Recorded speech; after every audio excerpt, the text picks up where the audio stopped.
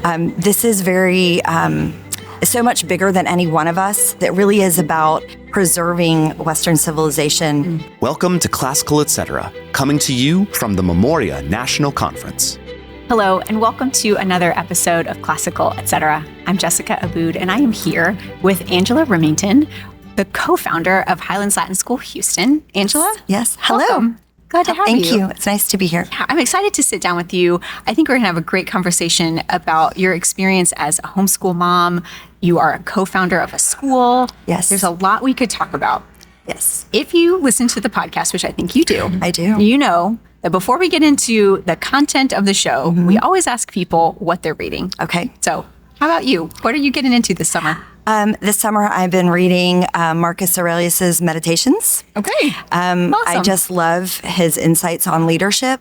Okay. And I was really excited to have a new opportunity come to me this summer. And I needed to strengthen some of the things that make a leader a good leader. And so I thought, what better place to start than one of the first people to write a leadership book. That's right. Right? So, That's right. Yes. Well, I'm sure that you've learned a lot about leadership over the years with founding a school. And I would love to hear more about that. So you co-founded HLS Houston. Yes, ma'am. Are you part of a different school now? I am. Okay. Tell me about that. Okay.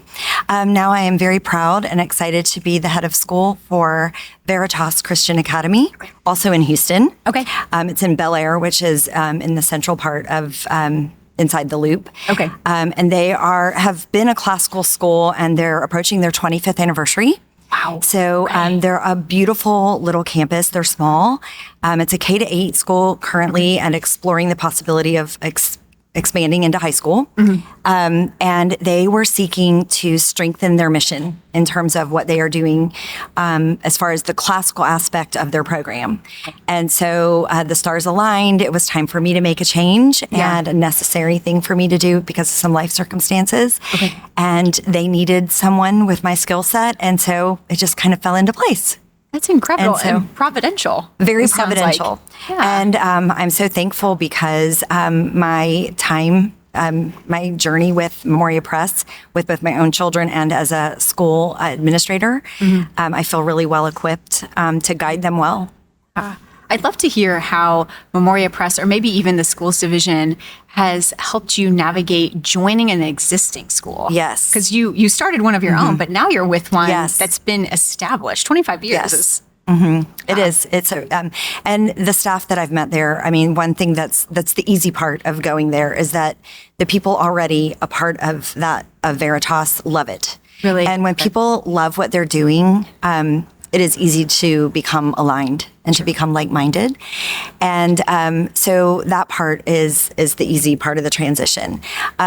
The part about being affiliated with Memoria Press and Classical Latin Schools Association historically is that I know the kind of support that's available through this organization. Yeah. And the other aspect that's so unique and special to this is that it is rare to find an organization that wears so many hats and wears them so beautifully. You can be confident when you're using Memoria Press materials that they have been tested well and vetted and developed by people with huge amounts of expertise in their fields. And they've been piloted in actual classrooms. Yeah.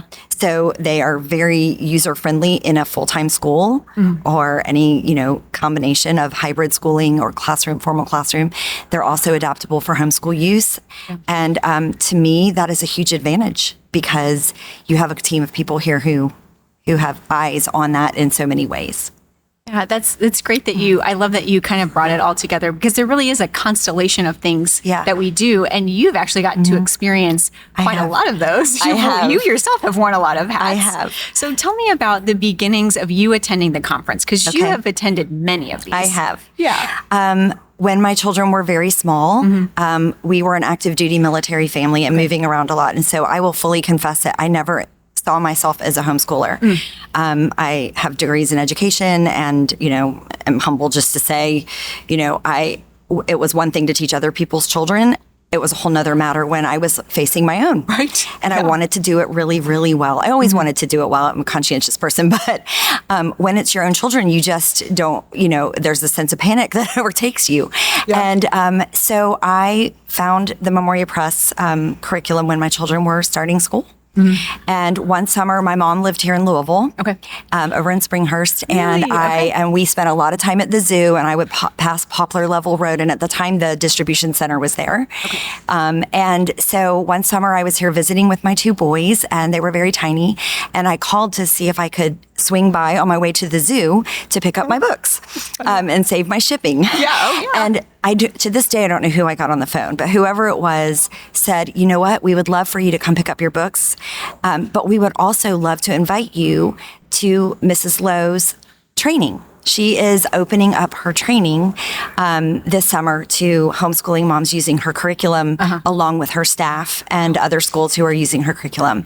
And that was being held in the Crescent Hill campus at the time. Yeah. And it was in the basement in the fellowship hall, and it was very small. I would guess there were probably 50 people there.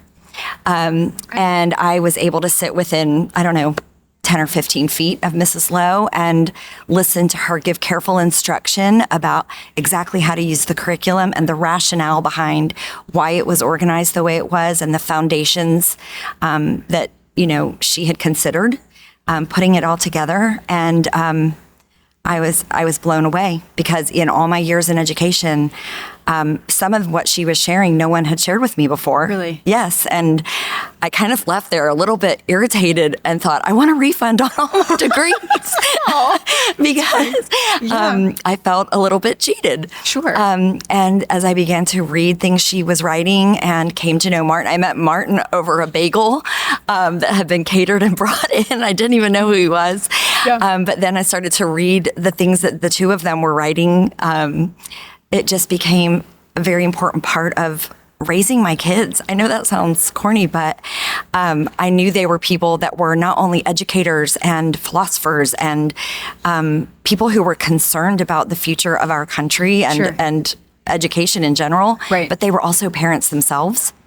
And so it was kind of back to that whole, the whole picture aspect of who Memoria Press is, not just as a company, but as a group of people, And it resonated with me. And so there was a season where I felt like I was kind of losing my way a little bit with my own children. And it felt a little lonely at times. And that was how I met the woman that I started the campus with in Houston. We had met in a co-op that was not a classical co-op. They thought they were, but they weren't. I confessed to her quietly one day that I wasn't planning to return. And when she asked me what I was going to do, I knew in my mind what I was going to do, but I felt a little bit convicted about not wanting to pull somebody away from something they might love. But she assured me that wasn't the case for her either. And I called Memoria Press to see, do I jump back in where I left off? Do I just go back, pick up at the grade level that my kids had aged into? Sure. What was the way forward? And it was that expert voice on the end of the phone in the schools division that said, we have a plan for you. Here's what to do, and spelled it all out. And then the conversation kind of morphed into, and oh, by the way, we have a cottage school program now that you would be excellent to host, and we would love to talk to you about that. And it was really, just kind of a providential thing. And so it's incredible. And you kept coming back to the conference year after year. Mm-hmm. What are some of the takeaways from the conference that have really helped you? Because you've seen probably several forms of it over the years. They were giving tours. The last one I went at Crescent Hill, Kelly Booker, who I know is retired now, but she was loading people in her car and bringing them over here to drive them around and show them that they had just bought the orphanage and things. Okay. And so it was really fun. But the thing I take away is that this is very, so much bigger than any one of us. And it's so much bigger than books and materials and pedagogy and all of those things. It really is about something so much larger, which is preserving Western civilization and helping schools and families reclaim what's really good for kids. Incredible. And what's good for families, really, and for our society. Yes. So, yes. Yeah. Well, that's a great note to end on, and an encouraging one, too. You're a veteran in every sense of the word with us. So you've been with us a long time. And we appreciate all that you've done for your school. I appreciate what y'all have done for us. I mean, nobody can do this alone, right? Yep. We need each other. Yes. Yeah. Well, thanks for giving us the time. You're welcome. Yeah. Thank you for having me. Yeah. And thank you for joining us. Thanks for joining us today on Classical Etc. by Memoria Press. If you like what you heard, please like, subscribe, or share this episode or comment. We love to hear your questions and your comments.